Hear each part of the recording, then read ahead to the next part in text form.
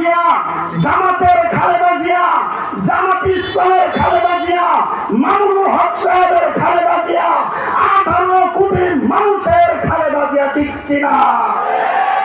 আমরা দেশনেত্রী বেগম খালেদা জিয়ার জানাজাতে লক্ষ কোটি মানুষের উপস্থিতি প্রদান করেছে দেশনেত্রী বেগম খালেদা জিয়া। এদেশে ইসলামের পক্ষে, মানবতার পক্ষে, সাধারণ মানুষের পক্ষে ছিল, ঠিক কিনা বলে? যা ইসলামের পক্ষে কাজ করবে, আমি ওপেন চ্যালেঞ্জ দিলাম, দিবুভাইকে সামনে রেখে হাজার জনতার সামনে চ্যালেঞ্জ দিলাম, খালেদা জিয়ার জন্য মুফতি আলামিন সাহেব বলছেন কবরস্থানে দোয়া হয়েছে, কবরস্থানে খালেদা জিয়া যখন অসুস্থ খতমে খাজেগানা হয়েছে, সূরাতুল ইয়াসিনের খতম করা হয়েছে।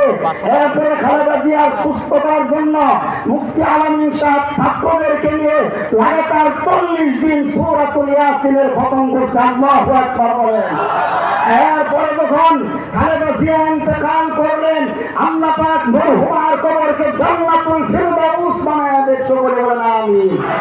আমার ভাই সকল, অনেক কথা বললাম, এবার মাঝখানে একটা কথা বলে দেই, সেটা হচ্ছে মুফতি আলামিন সাহেব বড় হুজুর উচ্চ মাদ্রাসার যোগ্য দক্ষ মানুষ, মেধাবী মানুষ, উনি অনেক বক্তব্য করলেন, উনি দোয়া চাইছেন। আমি দোয়ার সাথে একটু দাওয়া চাই, আমরা রাজি আছেন কি নাই?